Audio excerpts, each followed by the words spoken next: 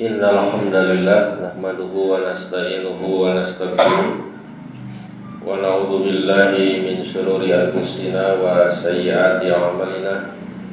May yahdihillahu fala mudilla lahu wa may yudlilhu fala hadiya lahu. Wa asyhadu an la ilaha illallah wahdahu la syarika lahu wa anna Muhammadan abduhu wa rasuluh alladzi la nabiyya ba'dahu amma ba'du.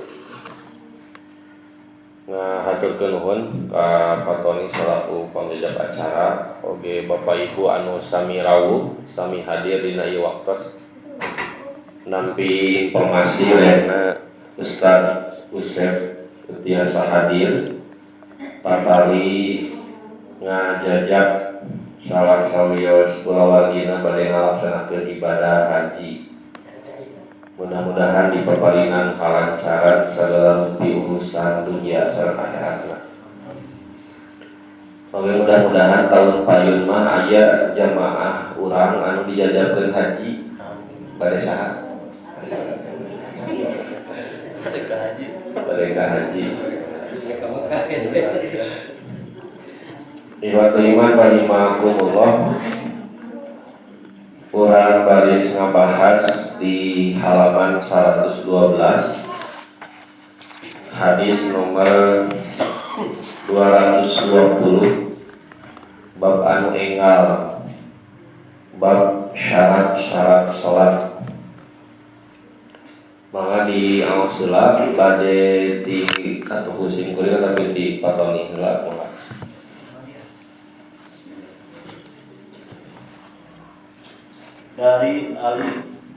Dari Ali bin Thalib, ia berkata, telah bersabda Rasulullah SAW, apabila berangin seseorang daripada kamu di dalam sholat, hendaklah ia berpaling dan berwudu dan mengulangi sholatnya. Diriwayatkan dia oleh 5 dan disahkan dia oleh Ibnu Hibban. Bapak Ibu dimuliakan ku Allah. Sacaca mangpeun kana hadis 220 pergi kauninga yen bab syarat salat dina bogumaron teh maksudna syarat sah salat.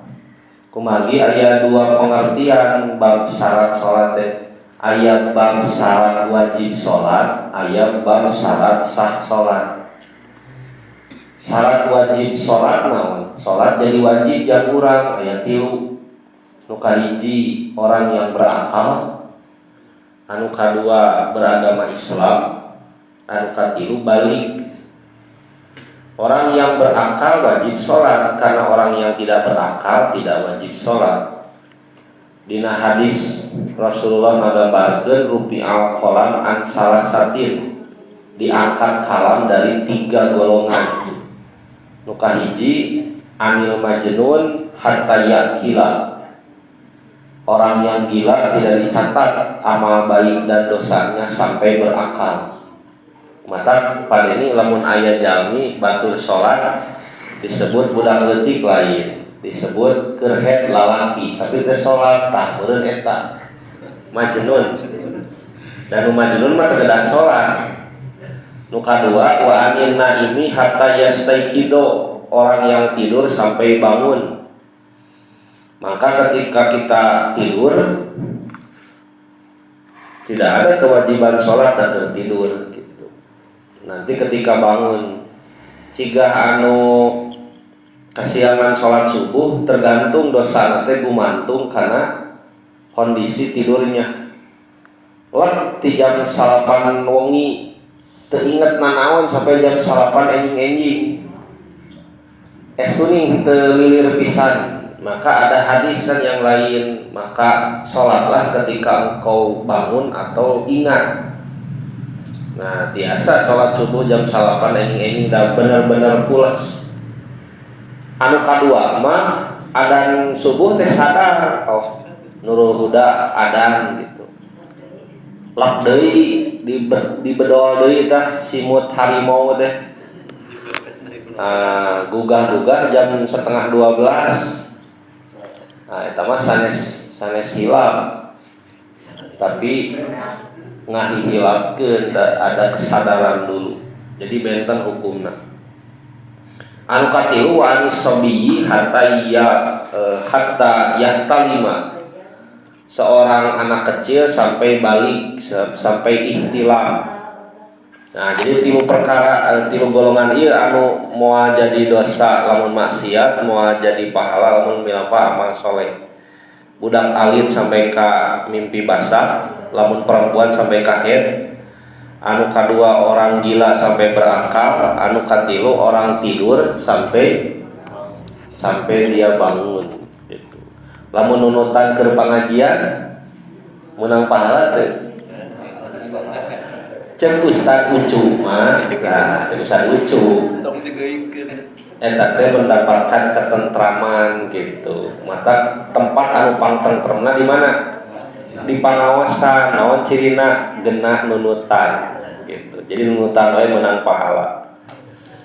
Nah, kaitan dengan bab ini sanes eta mah bab tentang wajib sholat ada 3: berakal, Islam, dan balik. Tos tilu kondisi ieu teu meunang teu kudu sholat. Sedangkan bab syarat sholat pada bulan Muharram itu bukan syarat wajib sholat tapi syarat sah sholat. Artinya begini, kita teh sholat gitu Pak, sah nate kumaha gitu. Supaya sholat kita sah maka harus memperhatikan hadis-hadis yang ada pada bab ini. Kantos Bu. Nah, nu kahiji anu eta namanya di awal supatoni dari Ali bin Tolok. Rasulullah SAW bersabda, "Idza fasa ahadukum fis sholati." Idza apabila fasa pas gitu Bu, fasa teh teu ngadorot-dorot, pas. Oke, aya hadis di Abu Hurairah. Ditarosan Abu Hurairah teh mal hadasu, naon hadas teh? Saur Abu Hurairah, pusaun aw durotun. Pusaun hitut anu melepes, durotun hitut anu ngadorot-dot gitu. Oke, aya hadisna. Nah, ini juga menggambarkan ida fasa ahadukum.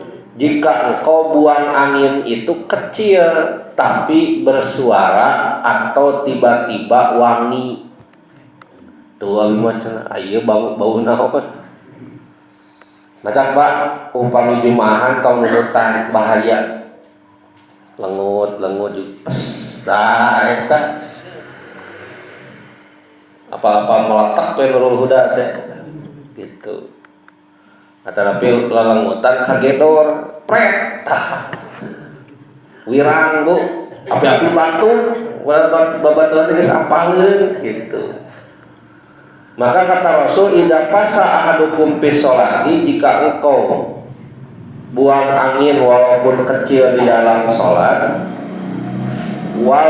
fal yansorib, maka berpalinglah, batalkeun sholatna. Tong api-api gitu. Disinilah ketauhidan diuji. Keur sholat pes, aduh era euy. Sieun kieu coba batal cenah.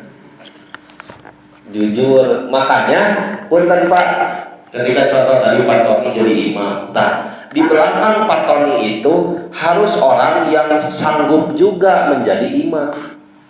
Nah, di si Pak Tony pes langsung malih Noel kapayun. Ieu masih kuring pengalaman di daerah Citere, mau disebutkeun masjid nama. Bade berjamaah sareng pun bapak masih keneh di Jabar, tapi terus lebet ke masjid. Ieu tos salat maghrib.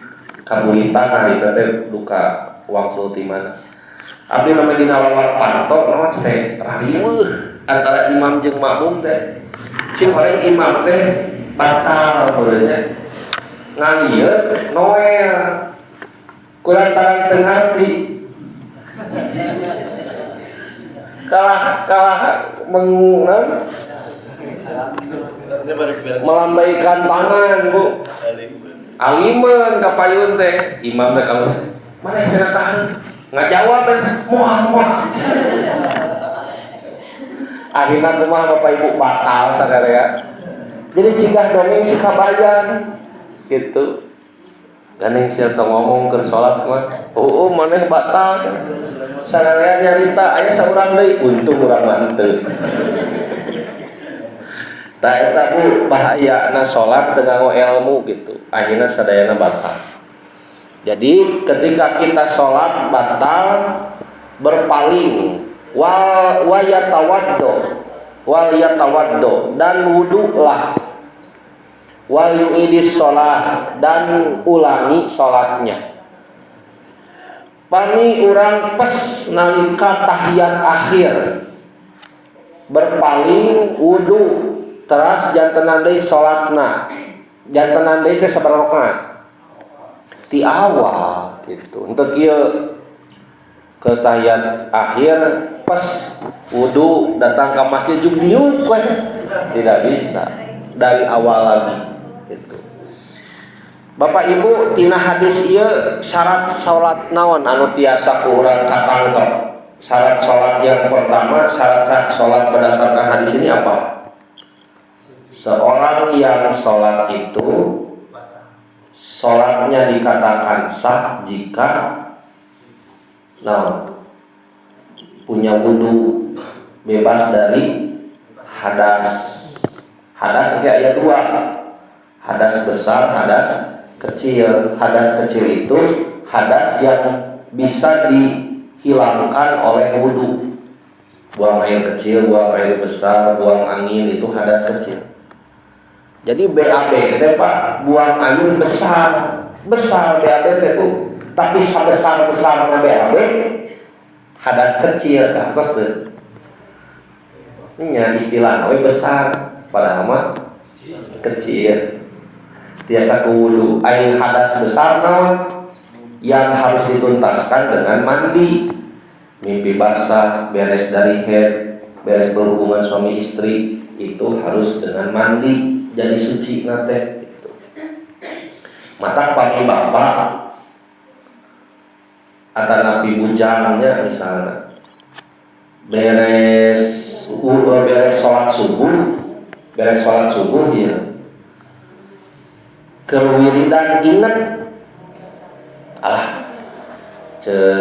dapi teh tadi wongi teh mimpi basah beres sholat subuh karek inget kumaha apa jadian deui sholat subuhna ibadah tak itu bin jadi bisi urang teh hilaf atau engot santos beres karena tidak sah sholatnya. Nah, laras eta Bapak Ibu yang pertama syarat sah sholat itu bebas dari hadas baik hadas kecil ataupun hadas besar. Dina hadis ieu mah lebih menekankan hadas kecil. Maka seseorang itu harus memiliki wudu. Ulang lanjut hadis nomor 220 hiji dari Aisyah bahwasanya Nabi Shallallahu Alaihi Wasallam telah bersabda, Allah tidak terima salat seseorang yang berhaid melainkan dengan pakai wudu.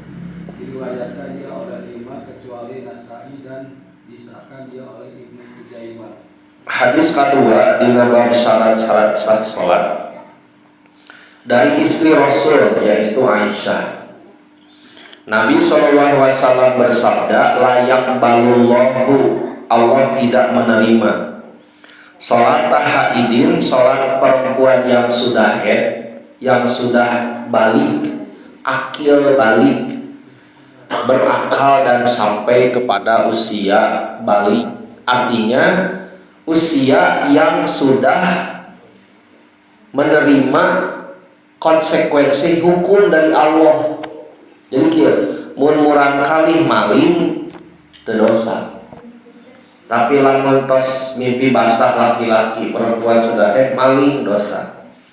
Itu perempuan head salat tidak akan diterima salatnya illa bi khimarin, kecuali menggunakan khimar.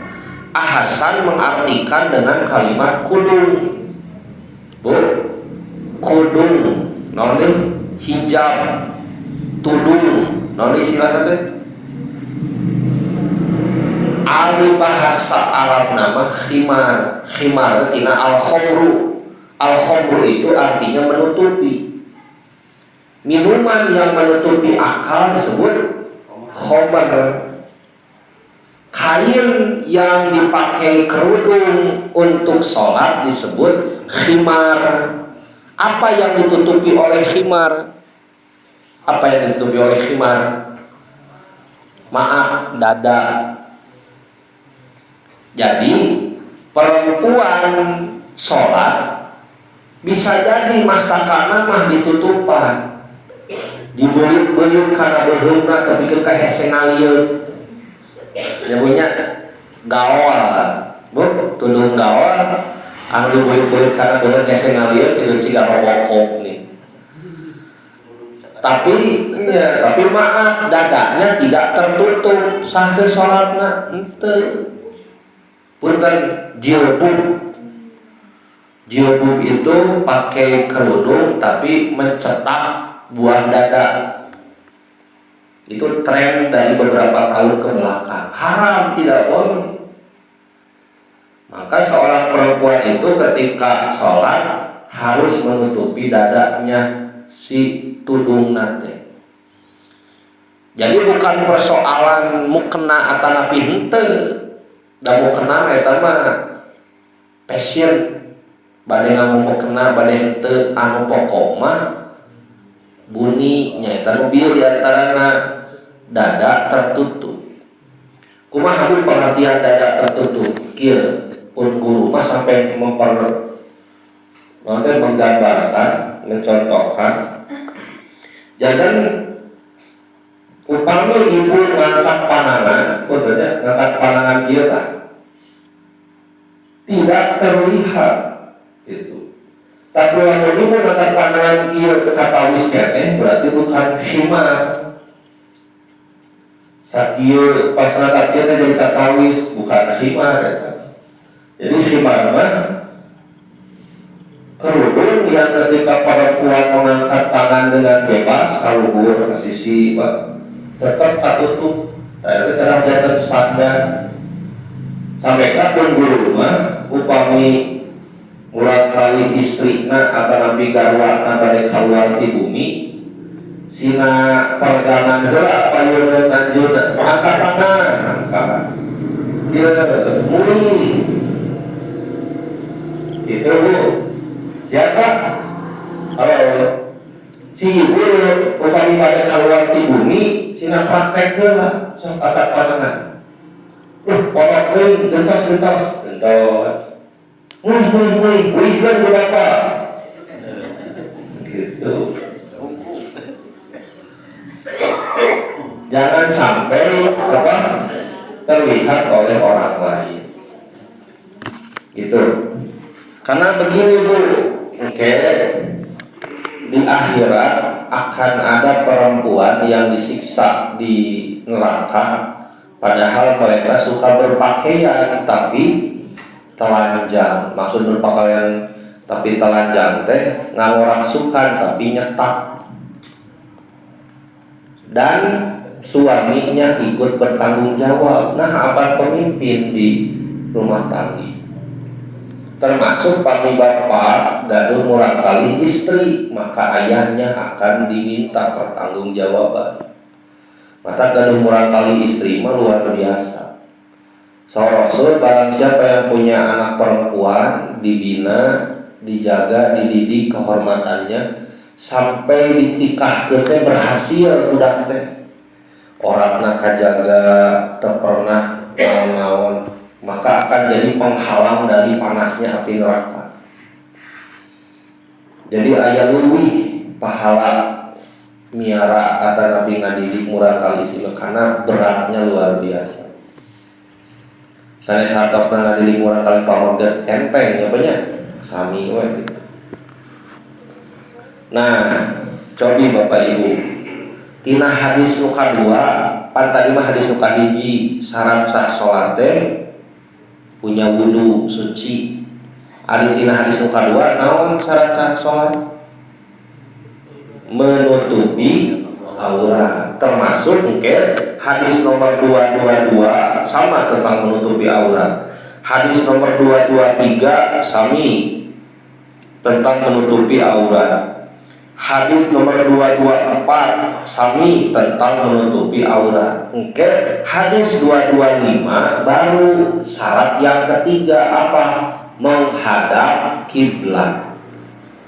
Gerak kurang awas. Hadis selanjutnya nomor 222 sama maknanya dengan hadis sebelumnya, bahwa sholat itu harus menutupi aurat. Mengapa?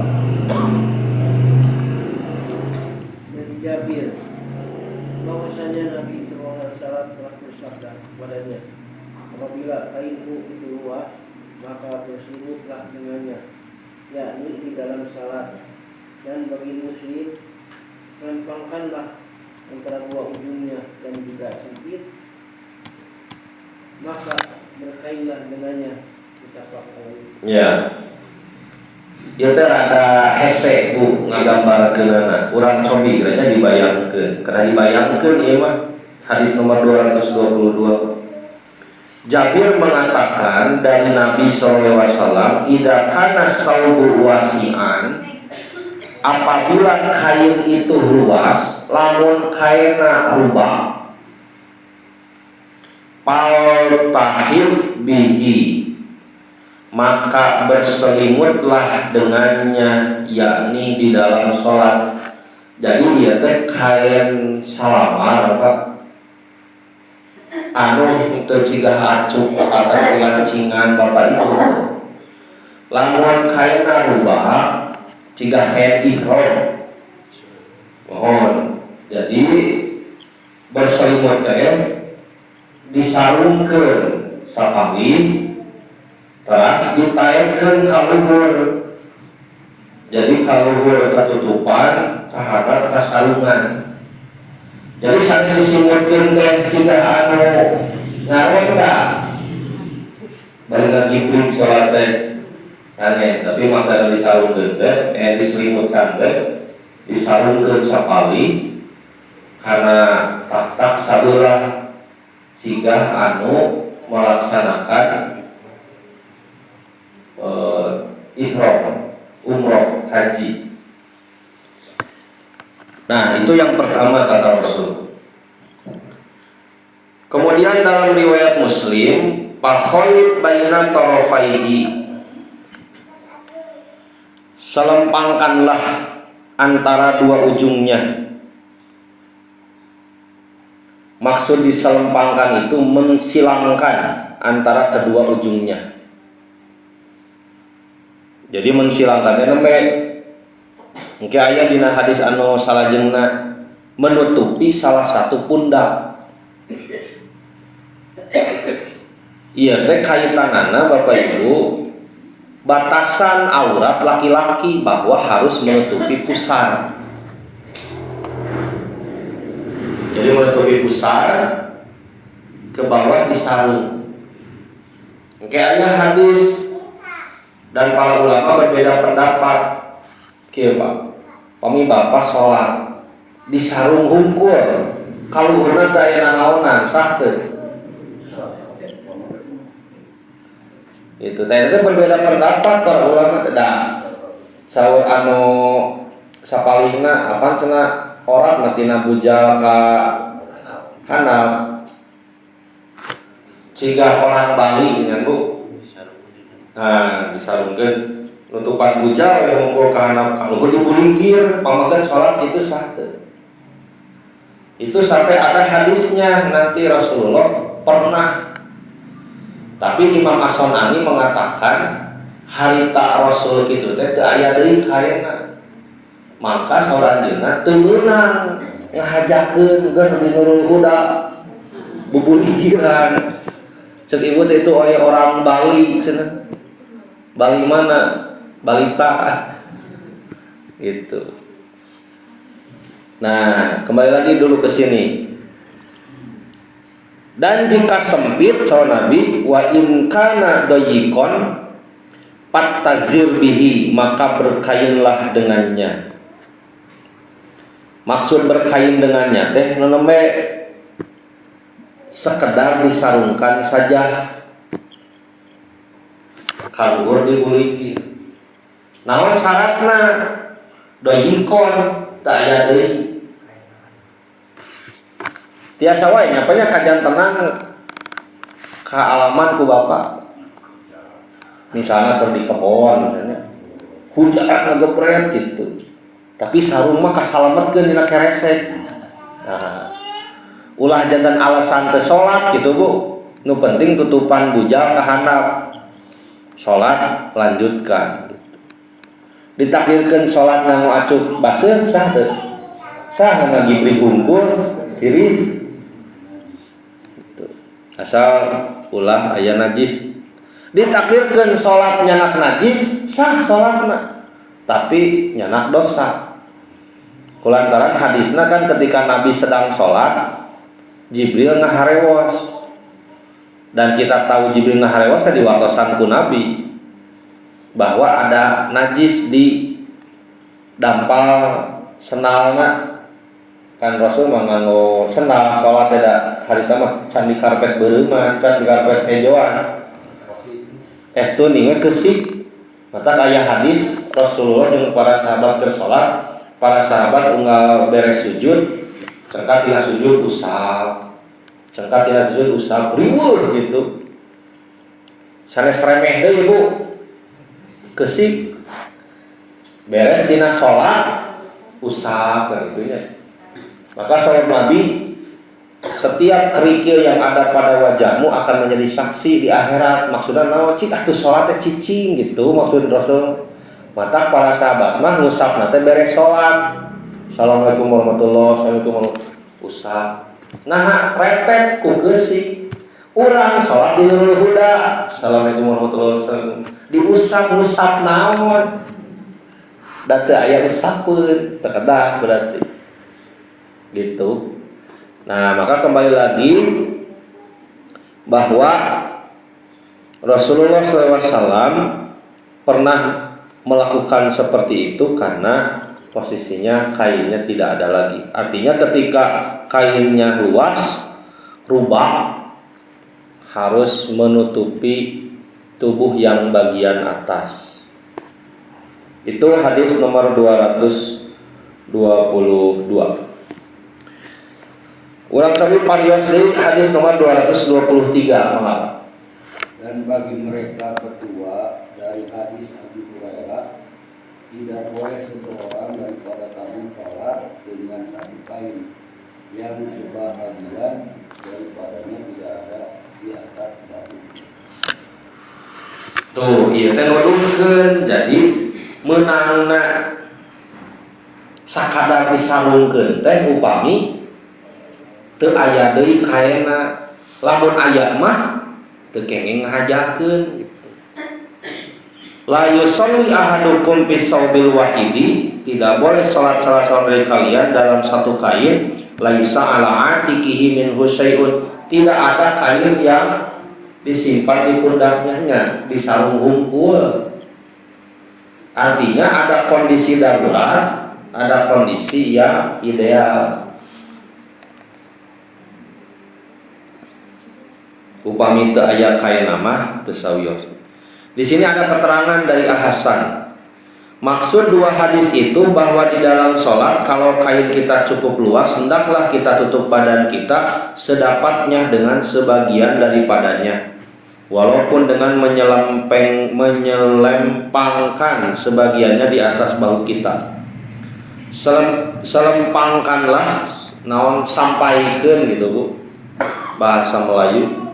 Antara dua ujungnya itu maksudnya janganlah dua ujung kain itu bertemu, tetapi jauhkanlah dengan umpama satu ujung di pinggang dan satu ujung lagi di atas bahu. Tungtung jeung tungtung.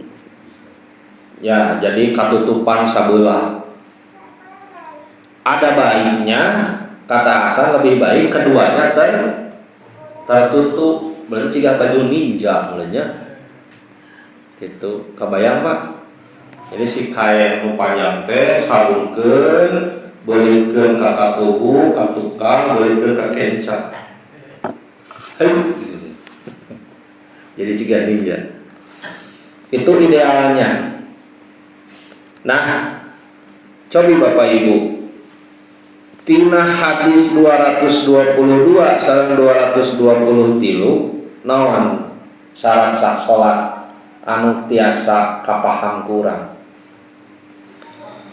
Menutup aurat untuk laki-laki gitunya. Minimal bersarung menutupi pusar sampai ke bawah minimal. Maksimal ada kain yang menutupi bagian atas, itu bagian pundak. Langkung maksimal dari seluruh tubuh tertutupi. Jadi pakaian pikeun ngalaksanakeun ibadah teh penting dan dipentingkan. Dina Al-Qur'an kumaha surah Allah? Khudzu zinatakum inda kulli masjidin. Pakailah pakaian-pakaianmu setiap kamu mau masuk ke masjid, maksudnya pada sholat. Jadi ketika mau sholat, Bapak Ibu sangat penting memperhatikan pakaian. Piraku ari ka kondangan, acuh pangsaena engal keneh kulantaran engal keneh hilap eta merekna gantung keneh. Hargana masih keneh napal. Luar biasa. Nah, ari salat nganggo kaos oblong geus bael. Aya nomoran. Di pangkerna aya gambar anu calawak bari ngawel teh dengan bu. Gitu.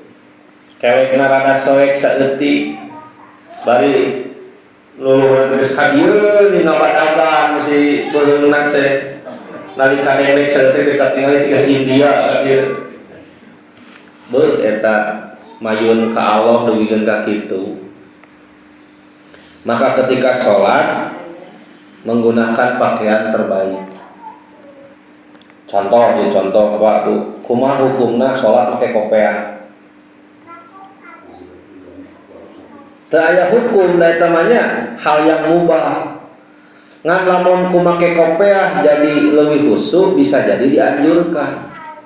Naon contona? Rambut panjang ciga budak santri, ulah deuk sujud disingkapkeun heula. Beres sujud Allah. Luar biasa.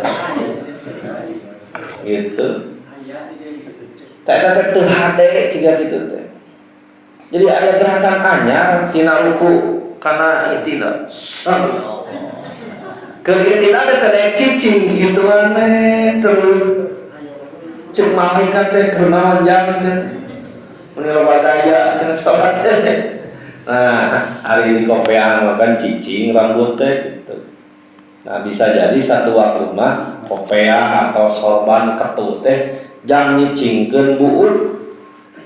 Ah, cenah tadi kopea da teu naon, teu sarios gitu.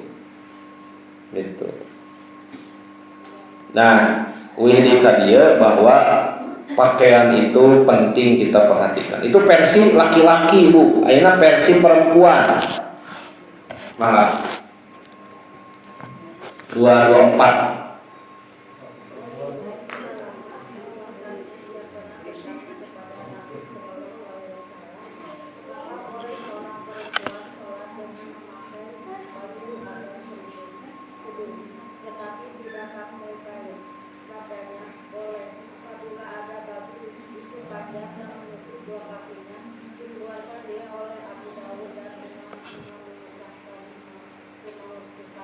Iya. Naon Bu nu kahartos tina hadis ieu? Ibu-ibu naroskeun ka Rasul. Atusolli almar'atu fi dir'in wa khimarin. Kenging teu istri salat nganggo acup sareng tudung hungkul teu disarung. Kenging teu. Jadi sapotong acup sareng tudung hungkul. Bigoiri izarin dengan tanpa kain. Kain naon maksudna? Sarung, tadi sarung kayaknya itu acuh we jeung tudung hungkul tapi tadi sarung.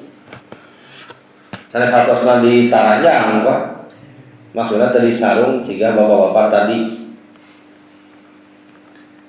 Nah maka Rasulullah menjawab idakana dir'u, jika kainnya itu sabigon sangat panjang, yugoti duhuro kodamaihi, sampai menutupi dua kakinya boleh. Bu, mana kodamun? Keneung kodamun. Maka tenanaon ibu tadi sarung, tapi gamisna kudu nutupan dua dampal sampeana. Apa pelajaran dari hadis ini? Walaupun hadisnya mauquf, tapi kemudian hadis ini diriwayatkan oleh Imam Abu Dawud, nanti dibantu oleh hadis yang lain. Nuduh kenal Bapak Ibu hadis ieu Bu? Yen sampean teh kanggo istri mah kalebet tah eta. Jangan upami ibu sholat kedah memperkirakan dari awal ari abdi ieu upami sholat kondisina kieu pas sujud duduk antara dua sujud sampean bakal katinggal moal. Wah cenah anak teh sampai naon mata kaki memuncangan berarti bakal katinggal cenah ieu mah sampean. Tah teu sah salatna lamun ngahajakeun ti awal kondisi seperti kitu. Kumaha tuh solusina? Nah, di kaos kaki. Maka menggunakan kaos kaki bagi ibu di dalam sholat itu menjadi wajib jika kainnya tidak sampai menutupi kaki. Tadi kaos kaki tapi nggak ngomong kena kengeng upami mau kena ngarumbai sampai ketika sujud dapat sampean teka tinggal. Eta margina mau kena mah wajib panjang ngarumbai. Teu kengeng mau kena ngatung ibu. Aya mau kena ngatung. Gitu. Sampai kabitis. Teu kengeng. Mau kena mah ngarumbai gitu. Eta mah mau kena minimalis kulantan anu murang kali. Tidak boleh. Tak itu nyamunya jantan bade mau kena mangga nganggo kaos kaki mangga. Yang jelas hadis ini menunjukkan bahwa kaki itu adalah bagian dari aurat untuk perempuan. Ini kan jantan standar dalam kehidupan sehari-hari. Maka kaos kaki itu selalu dipakai kemanapun pergi. Ke warung di kaos kaki, ke kebon di kaos kaki. Dalam hadis yang hanya boleh dari kaos kaki teh para perempuan yang membajak sawah. Dan moal mungkin Bu ngaramet di sawah pakai kaos kaki pas diangkat teh wah baut keuyeum naon deui geger. Nah maka oleh Rasul dimaafkan untuk perempuan yang pekerjaannya di sawah. Selain itu mah wayah Bu cenah itu aya istri di pantai make kaos kaki meni lucu. Ih eta teh muslimah sejati gitu. Tapi kan kaulin di pantai wae make kaos kaki kedah acung jempol gitu. Nah maka laras-laras kita Islam menjaga perempuan sebagai perhiasan yang harus dimuliakan. Itu hadis nomor 224 menunjukkan bahwa kaki pun adalah bagian dari aurat. Lajeng teh 225. Dari Amir bin Rabi'ah, dia berkata, kami pernah bersama Nabi Nabi Sallallahu Alaihi Wasallam di satu malam yang gelap. Lalu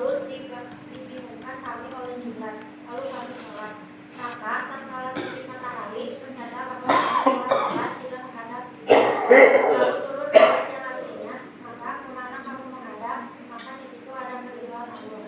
Dikeluarkan dia oleh Tirmidzi, tetapi dia lemahkan dia. Hadis ieu ngabahas naon Bapak Ibu syarat sah salat menghadap kiblat. Upami keterangan dari Imam Tirmidzi, hadis ini dhaifnya dikutip oleh Imam Ibnu Hajar dalam Bulughul Maram. Tapi kemudian ada jalur yang sahih pada hadis lain masih Tirmidzi di kitab sunannya. Amir bin Rabi'ah berkata, kunna ma'an nabi fi lailatin mudlimatin. Pernah berserta Nabi satu malam yang gelap, bingung kemana arah kiblat. Beres sholat, bergening kiblatnya salah. Lalu turun ayat Fa'ainama tuwallu fasamma wajhullah.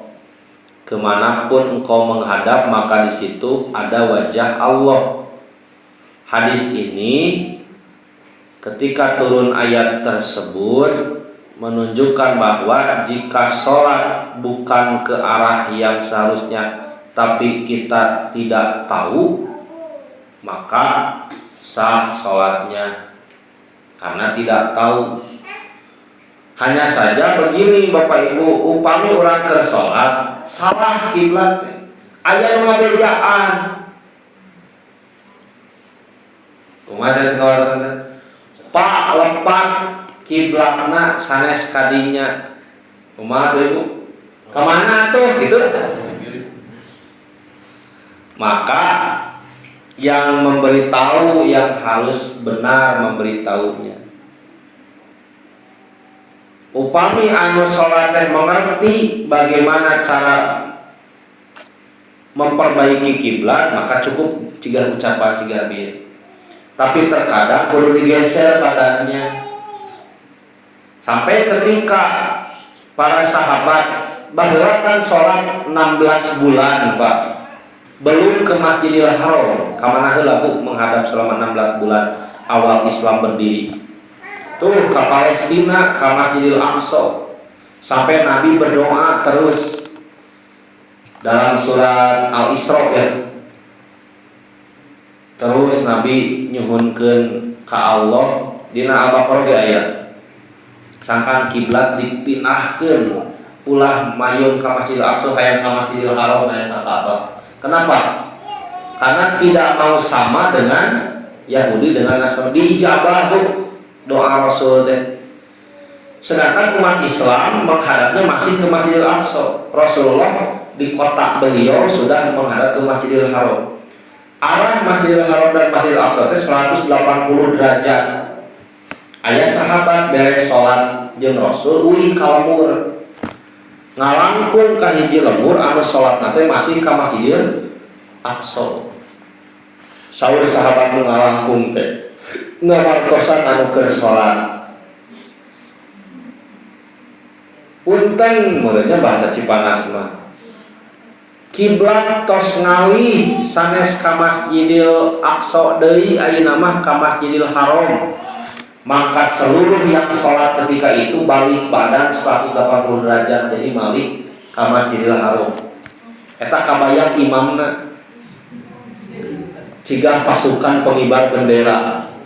Kita hadir gitu. Dengan tanpa membatalkan sholat. Jadi kira kan kiblatnya kali itu kan gak bapak sholat kali balik. Salat anu ngapal pesan teh nuju salat ieu. Bapak punten kiblatna lepat, Bapak malik 180 derajat ka hatos kan langsung we malik. Gitu. Tong ngaroskeun, Pak kiblatna lepat ka mana? Batal atuh salatna. Yang lebih baik yang memberitahu nalika batur salat teh cepeng pananganna. Nah, digeser. Anu bedaan tong keukeuh. Kieu istiqomah. Oh di siku. Di siku. Nah, sambil kita bicara puntennya lepas kiblatna.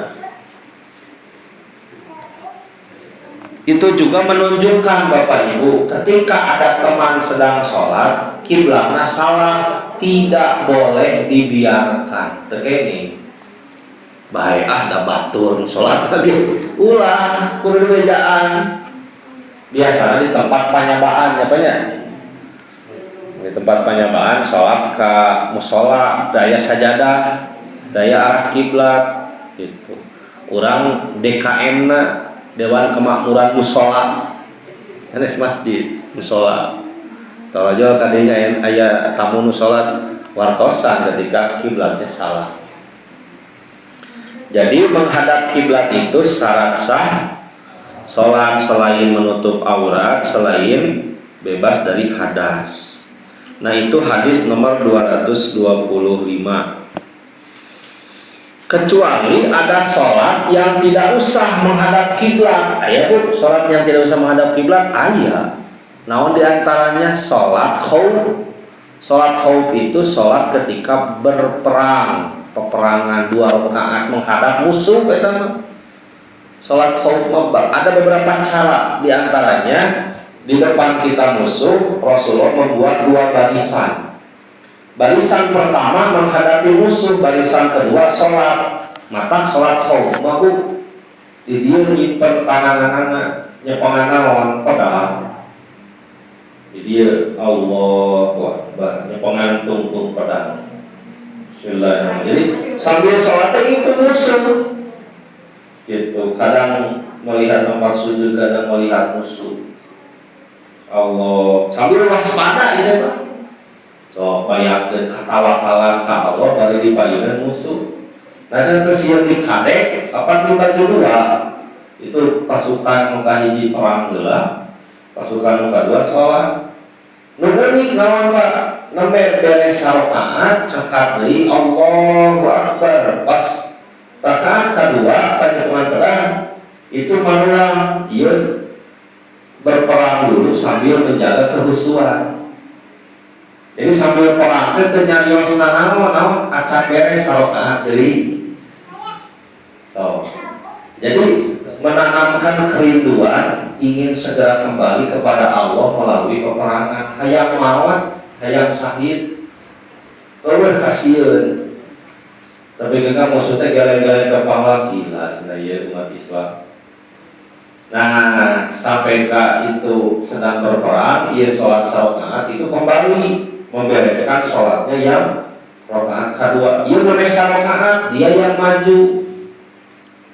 Anu itu namanya rakaat maju, ia beres 2 rakaat, ia maju dengan telah membatalkan sholatnya, ia balik deui membereskan sholatnya. Seperti itu sholat khauf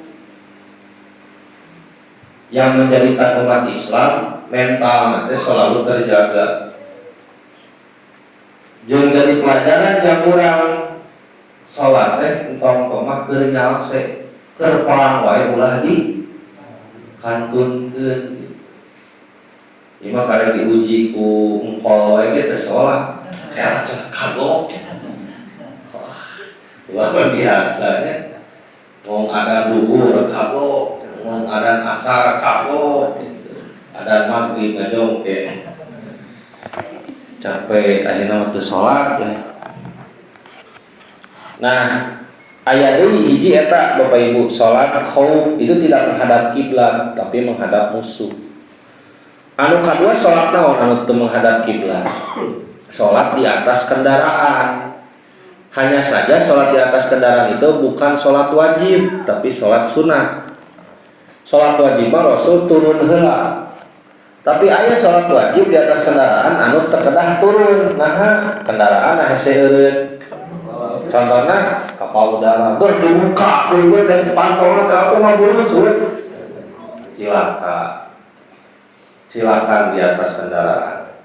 Di atas pesawat terbang. Terus naon deui alat transportasi yang tidak bisa berhenti dulu? Kapal laut.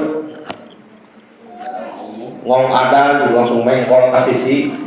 Luar biasa itu. Nah selain itu apa? Bus antar kota anu supirna tara sholat.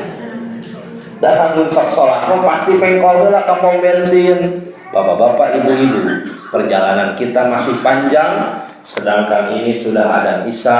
Silahkan yang mau melaksanakan sholat harap diberi waktu 15 menit. Terima kasih, sholat. Gitu. Nah, jadi salami tiasa liren mah sholat heula. Mobil nu urang, supirna urang, sholat luhur mobil. Nya di luhur. Turun heula we da eta mah di bawah kekuasaan kita. Ka Pangandaran naik bus eusi 60 coba 65. Kita pemimpinnya, supir kumaha urang. Eureunkeun we. Pir, berhenti. Kita sholat dulu. Gitu. Jadi selama bisa berhenti, berhentilah. Jangan sampai ada pertanyaan gini, Bu. Mau disebutkan orang puncak mulia mentok. Panti puncak ka Pangalengan tebih Pak ka pasar. Ustaz cenah kenging teh salat subuh dina motor, coba. Da kumaha tah salat subuh dina motor? Iya cenah bener nyupiran. Oh. Eta pas sujud kumaha nya? Salat. Mangkaning di puncak ka Pangalengan pungkal pengkol gitu. Eta teh begitu teh namanya teh kada lemes. Itu kulit sampul. Nah itu Bapak Ibu, jadi dua sholat yang tidak usah menghadap kiblat di atas kendaraan, sholat sunat, yang kedua sholat khauf. Selain itu wajib diikhtiarkan sholat menghadap kiblat. Nah nurul huda diberikan di serong-serong kieu, ini teh dalam rangka ikhtiar ingin benar-benar menghadap kiblat. Nah cenah pandangan terus menang ukur nyapan amparan urang jeung Ka'bah teh beda amparan. Ka'bah di benua naon? Afrikanya. Aya urang di benua naon? Asia lagi Tenggara lagi Pulau Jawa. Anu panjang gitu, Pulau Jawa, Jawa Barat. Pada Jawa Barat, Jawa Timur, Jawa Tengah, Jawa naon di tilunya. Nah, ieu Afrika. Sedangkan dalam ilmu bumi dikatakan dalam persekian tahun, persekian masa, setiap lempengan bumi itu ada pergeseran. Maka wajar jika arah kiblat Jawa Barat menuju Ka'bah yang ada di benua Afrika itu ada pergeseran. Bahkan ada teori yang mengatakan bahwa semua lempengan bumi itu asalnya menyatu, kemudian terus menjauh dan menjauh. Nah itu Bapak Ibu, jadi kedah aya ikhtiar menghadap kiblat. Gerah di awasela hadis nomor 22 genep mengatakan.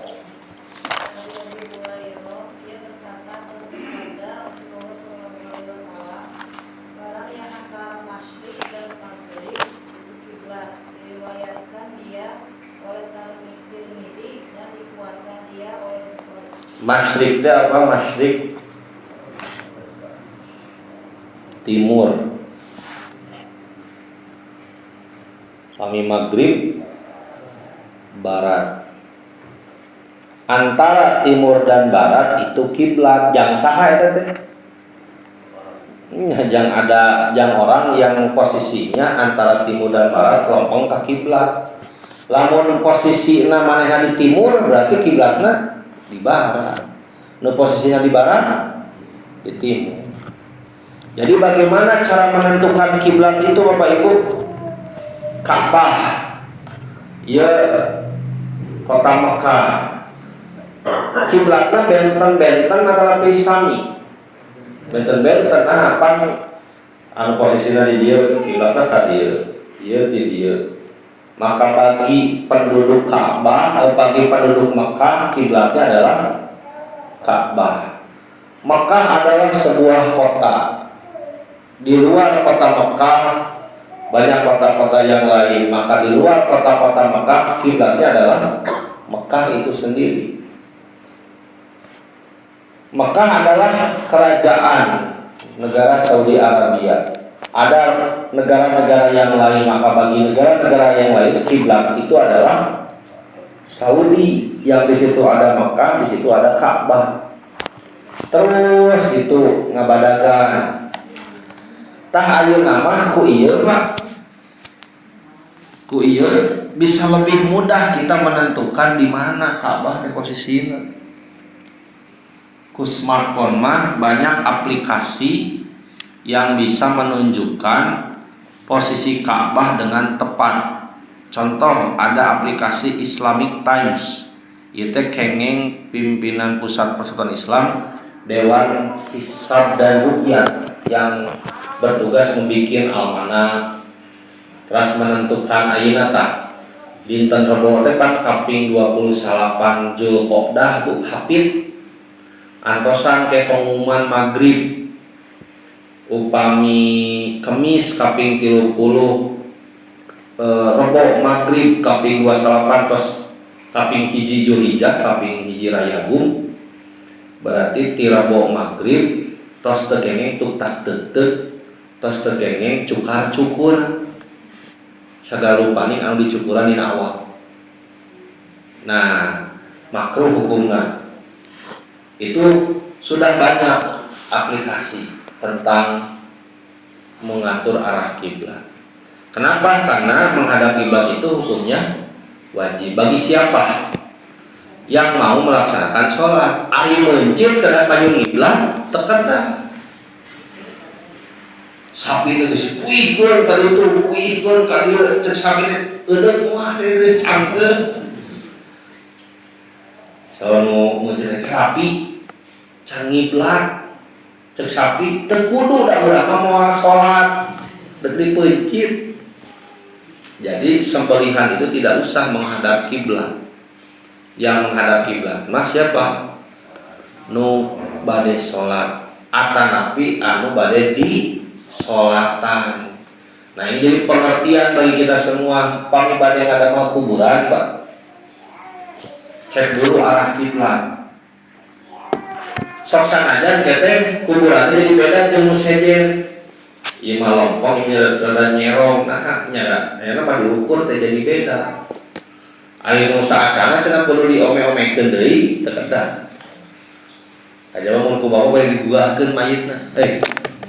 Nyari sok rada ngageser sekedik. Wah, biasa banyak. Nah, di sini ada penjelasan dari Al-Hasan.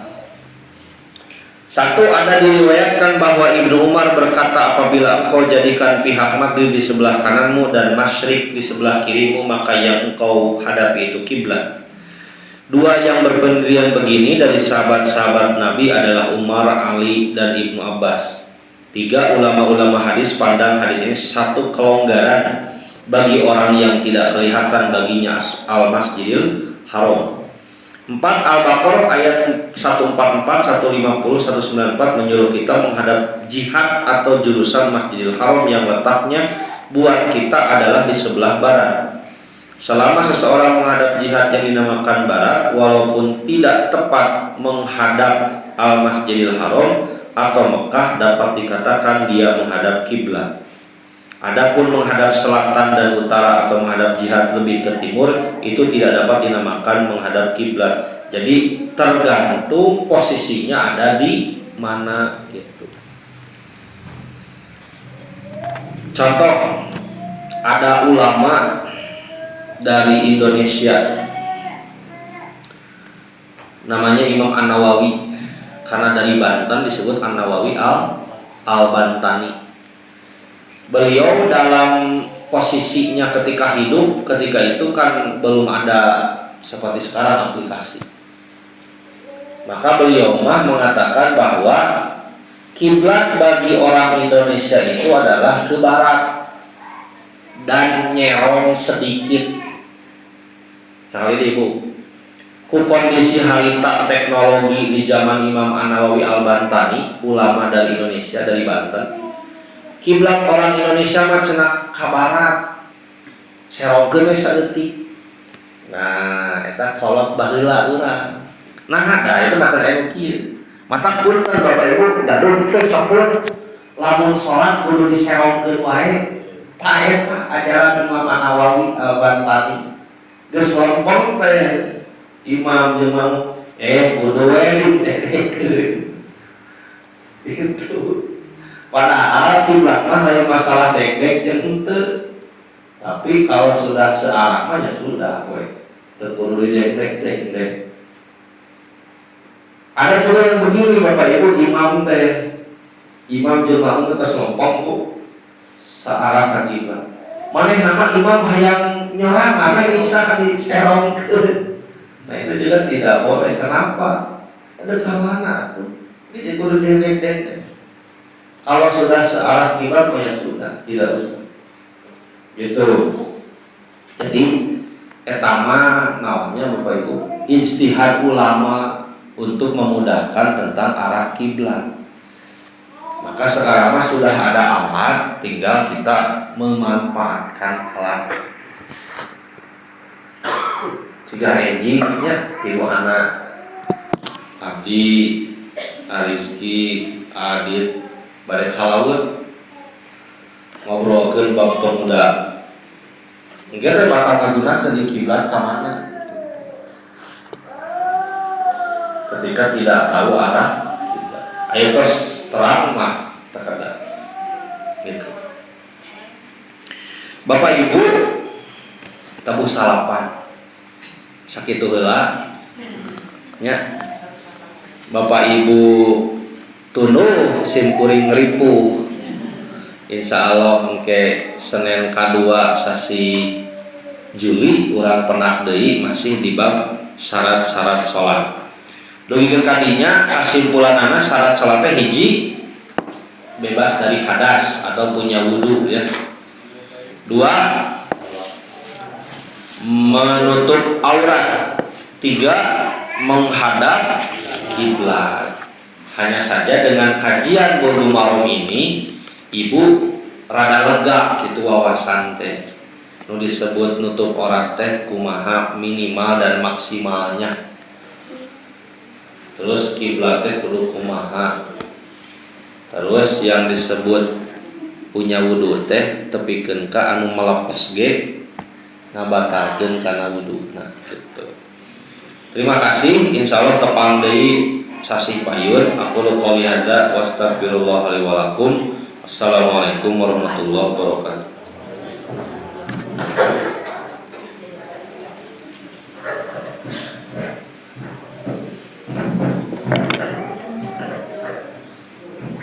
Alhamdulillah, jazakallahu khairan.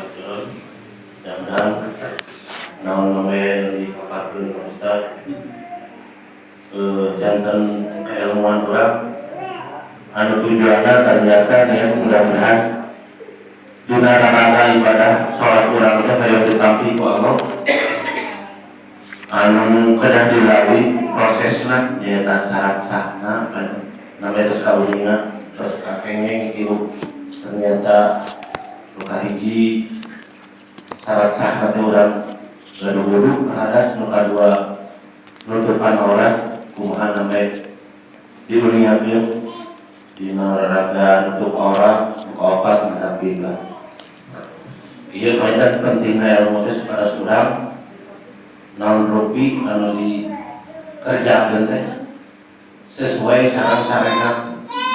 Aya nu di Mekah nalika salat dibunyian cenah nalika wetan nalika digeureurkeun da di Arab mah bebas pan anu kawetan ka kulon nah budak ilmu teh jadi gitu di Arab mah bebas digeureurkeun cenah kawetan teh padahal teh pan duduna tadi dia tuh karena apa gitu jangan nya berterang perkara ilmunya jadi nabi itu orang tidak poin karena caak dina zaman jahiliyah karena ilmu kemudian orang dinaraga jihad jihadnya badan ke orang kedah aku umur zaman Rasulullah kapal perangan justru ayeuna mainan jihad dina orang dina rarangan gelar ilmu dia teh salah sawiosna merangan jalmi-jalmi kafir seorang kafir kan gampang wae kang ngarungkeun Islam saatkeun wae elmuna entong sina daraekeun ieu mah angkat ke tempat mulai ilmu ada tempat pangsolatan ada pangimaran maka bakal hancur tah urang mudah-mudahan dina raga urang mulai ilmu ieu jihad nalika diparenkeun ku Allah dan kaitkeun dibunuh dina kasayan mulai ilmu sami urang seperti di jalan jihad.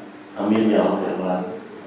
Itu mudah-mudahan non-robi anu dilaksanakan di dalam ilmu dina umian ieu mudah-mudahan walau jantan amal kasayan garis dicatat dibuka nalika urang teh supaya Allah jantan amal berat di mangan urang.